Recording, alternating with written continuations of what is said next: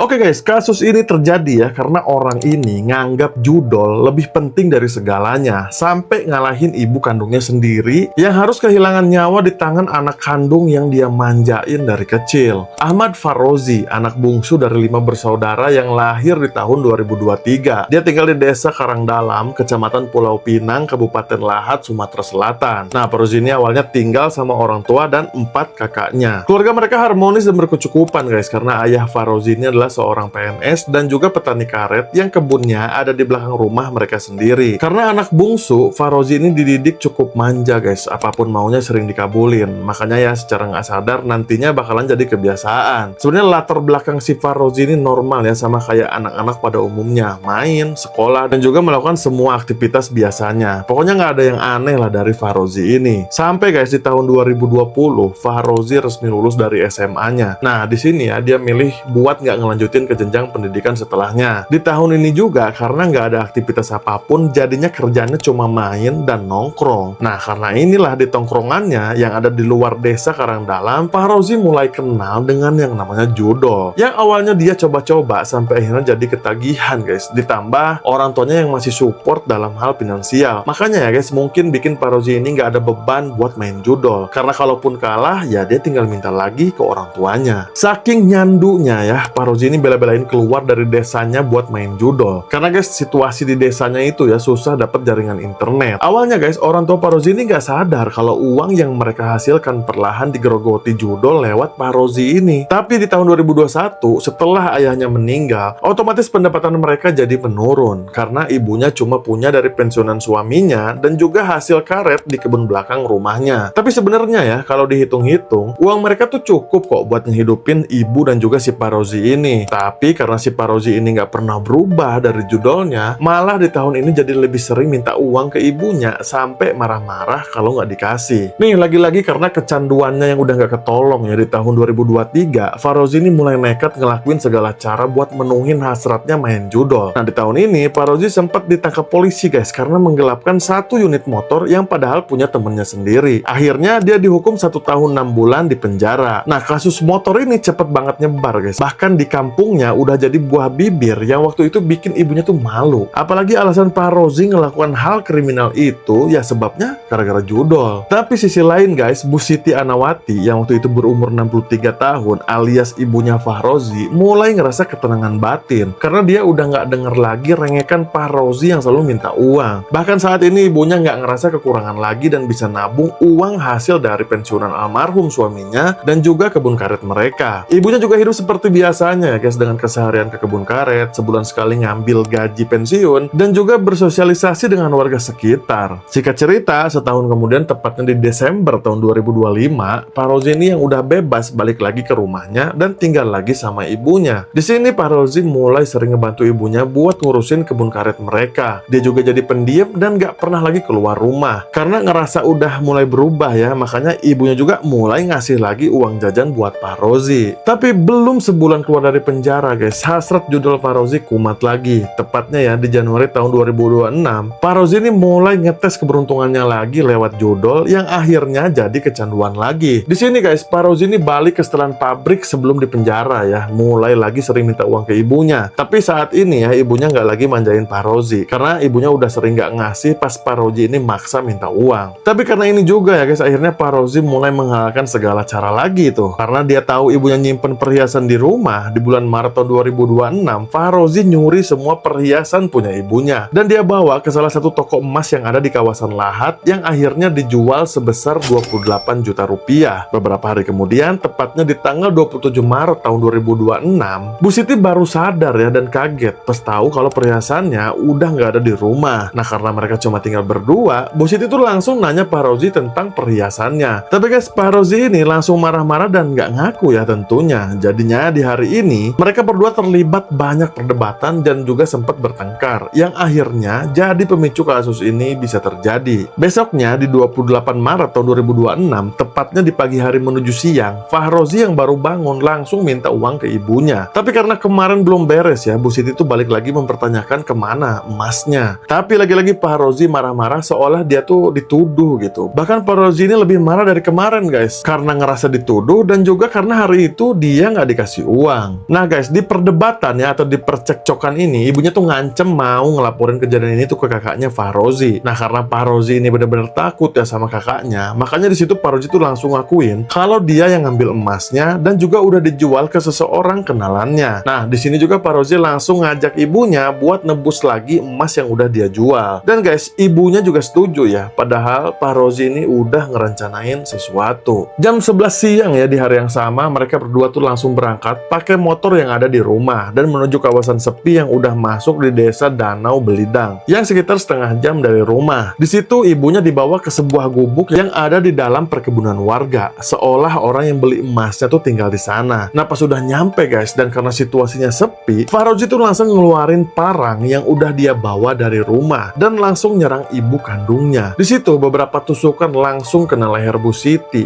bahkan guys nyaris putus sepenuhnya. Otomatis Bu Siti kehilangan nyawanya di sana, di tangan anak bungsunya yang dulu dia manja dan dia besarkan. Nah setelah memastikan ibunya tewas, Farozi ini sempat kebingungan ya, sampai akhirnya dia keluar dari daerah perkebunan buat nyari warung yang jual bensin eceran. Dengan sebotol bensin yang dia beli, Farozi balik lagi ke gubuk dan mulai nyiram jasad ibunya pakai bensin. Nah di situ dia langsung ngebakar tubuh ibunya sendiri. Karena guys bensinnya yang nggak banyak ya, tubuh Bu Siti nggak bisa kebakar seutuhnya, bahkan cuma sedikit aja. Nah karena itu Farozi itu sempat masukin tubuh ibunya ke karung plastik buat dibawa dan dikuburkan. Tapi karena nggak muat, akhirnya guys di situ Farozi mulai memisah-misahkan jasad ibunya, dimana dia memotong bagian kelapa, kedua tangan dan juga kedua kaki ibunya. Barulah akhirnya bisa dia masukin ke dalam 3 karung plastik, dan karung-karung itu dibawa pulang dan dia mulai menggali lubang di kebun karet di belakang rumahnya. Di sini Farozi ya yang kesusahan buat ngegali sempat minta bantuan temennya guys, sampai dia nemu 2 temennya yang lagi nongkrong di salah satu warung yang ada di desanya. Dengan peralatan seadanya ya, mereka tuh mulai menggali. Farozi juga nyuruh kedua temennya buat masukin 3 karung plastik tadi ke dalam lubang yang udah mereka gali sedalam 1,5 meter. Nah di sini temennya sebenarnya sempat nanya ya, apa sih yang ada di dalam karung plastik? Tapi si Farozi ini ya ngaku kalau itu adalah bahan keperluan pertanian. Karena ya percaya-percaya aja ya, akhirnya mereka selesai ngegali lubang, masukin karung plastik dan ngubur karung plastik itu dengan upah 300.000 dari Farozi untuk kedua temannya tadi. Setelah mereka berpisah, Farozi langsung kabur ke kota Lahat yang jaraknya setengah jam dari rumahnya. Nah di sini dia langsung gadein motor yang dia bawa dan nginep di salah satu penginapan yang ada di daerah Bandar Agung Kota Lahat. Karena di penginapan ada jaringan internet, Farozi ini mulai main judol pakai uang yang dia bawa ditambah uang sisa dari emas yang dia jual. Di penginapan ini juga ya, Farozi sempet sewa cewek lewat aplikasi kencan. Nah beberapa hari kemudian di rumah Farozi yang udah nggak ada kehidupan, awalnya nggak bikin warga sekitar curiga ya, karena mereka nganggap Ibu Siti yang sibuk di kebunnya dan juga Farozi mungkin yang lagi nongkrong atau main. Semua kakaknya Farozi juga nggak ikut curiga karena emang Bu Siti ini jarang berkabar via telepon atau memang nggak intens ya guys, karena di desanya yang emang sulit dapat sinyal. Nah tapi seminggu kemudian, tepatnya tanggal 7 April 2026, salah satu kakak Farozi dihubungi pihak yang biasanya ngasih gaji pensiunan ke Bu Siti dan bilang kalau udah tanggal 7 Bu Siti kok belum datang, karena biasanya di awal bulan Bu Siti ini rutin datang buat ngambil gaji pensiunan almarhum suaminya. Nah karena ini ya, salah satu anaknya langsung datang ke rumah Bu Siti ya. Awalnya mereka kira Bu Siti lagi di kebun karena di dalam rumah tuh nggak ada siapa-siapa termasuk Farozi. Tapi pas dicari lagi ya di kebun, Bu Siti itu juga nggak ada. Nah di sini mereka mulai khawatir ya, apalagi ditambah ngelihat ada gundukan tanah yang janggal di lokasi kebun ibu mereka dan juga rumah yang udah berbau kayak ditinggalkan beberapa hari. Karena itu mereka sempat nanya warga guys, yang bikin tambah khawatir karena pengakuan warga sekitar yang bilang kalau sekitar semingguan udah nggak pernah lihat Bu Siti atau Farozi lagi. Nah jadinya kabar ini langsung menyebar luas, kabar tentang hilangnya Bu Siti dan juga Farozi. Nah karena ini guys, kedua teman Farozi yang sempat bantuin bikin lubang ya langsung datang ke keluarganya Farozi dan ngelaporin kalau seminggu yang lalu mereka tuh sempat diupah Farozi buat ngegali lubang dan ngubur 3 karung plastik di dalamnya. Pas mereka nunjukin lokasi lubangnya, ya ternyata sama percis kayak gundukan tanah yang udah mereka curigai pas lagi nyari Bu Siti di kebun karet. Jadinya ya kakak Farozi itu langsung minta bantuan warga buat ngegali tanah itu. Baru digali sedikit guys, bau nggak sedap langsung keluar dari galian itu. Dan gak lama kemudian ditemukan 1 karung plastik setelah digali sedalam 1,5 meter. Karena penasaran ya bahan pertanian kayak gimana yang dikubur Farozi, akhirnya kakak dan juga para warga mulai ngebuka karung plastik itu. Nah di situ guys mereka dibuat kaget ya, karena ternyata di dalamnya tuh ada tubuh wanita yang udah mulai membusuk. Nah, karena ini semua orang di sana berhenti ngegali ya otomatis karena mereka juga ketakutan dan langsung ngelaporin temuan ini ke Polres Lahat. Polisi yang udah datang langsung ngamenin TKP guys dan nyelidikin lebih dalam ya. Yang hasilnya ditemukan 2 karung lagi yang berisi tangan, kaki dan juga kelapa yang udah nggak bisa diidentifikasi. Nah, karena ini ya keluarga Farozi cuma berharap kalau semua ini tuh nggak ada kaitannya sama ibu kandung mereka yang udah seminggu hilang. Jasad itu langsung dilarikan ke RSUD Lahat untuk diotopsi. Barulah teridentifikasi kalau jasad itu milik Bu Siti Anawati yang bikin semua keluarga langsung histeris. Polisi langsung bergerak cepat guys melakukan pemeriksaan beberapa saksi ya. Dari keluarga Bu Siti, polisi ngantongi satu nama yaitu Farozi, di mana kecurigaan keluarga juga langsung arah ke Farozi. Dikuatkan dengan kedua teman Farozi yang bersaksi sempat ngebantu ngegali lubang yang tepat di mana tubuh Ibu Siti ini ditemukan, dan juga pengakuan keluarga yang bilang kalau ibu mereka tuh emang tinggal berdua sama Farozi doang. Yang saat tubuh ibunya ditemukan ya Farozi juga nggak ada di sana. Nah, karena itu guys polisi langsung ngelacak keberadaan Farozi ya. Nggak butuh waktu lama, besoknya di tanggal 8 April tahun 2026 Farozi terlacak ada di sebuah penginapan di wilayah Bandar Agung Lahat. Nah, berbekal informasi ini polisi langsung datang dan nangkep Farozi di salah satu kamar di sana. Bener aja ya guys, pas ditangkap Farozi ini nggak berkutik dan langsung ngaku. Dia ngaku udah ngabisin ibunya demi judi slot. Farozi langsung dibawa ke Polres Lahat untuk diperiksa guys. Di sini dia ngaku kalau awalnya tuh dia takut dilaporin ke kakaknya karena udah nyuri perhiasan ibunya sebesar 13 gram. Dia juga ngaku ya guys setelah mengeksekusi dia tuh kabur dan ngegade motornya yang dia pakai buat modal judol dan juga sewa jasa cewek lewat aplikasi. Nah, awalnya ya Farozi ini diberatkan dengan pasal penghilangan nyawa dengan pemberatan. Tapi setelah diselidiki muncul adanya perencanaan di dalamnya, di mana Farozi yang udah nyiapin alat penghilangan nyawa yang dia pakai dan juga dengan sengaja ngebawa korban ke gubuk yang jadi tempat eksekusinya. Farozi juga sempat ngebawa lagi tubuh korban yang udah dia pisah-pisahkan untuk dikuburkan di belakang rumahnya. Nah, karena terbukti adanya perencanaan yang matang, makanya Farozi ini dijerat pasal penghilangan nyawa berencana yang hukumannya bisa dipenjara seumur hidup atau hukuman maksimal yaitu hukuman mati. Tapi guys, pas aku bikin video, ngedit dan juga posting video ini belum ada putusan karena kasus ini masih dalam tahap lebih lanjut. Mungkin ya kalau misalnya ada info terbaru boleh kalian komen atau nanti aku bakal update juga gimana akhirnya hukuman untuk Farozi ini.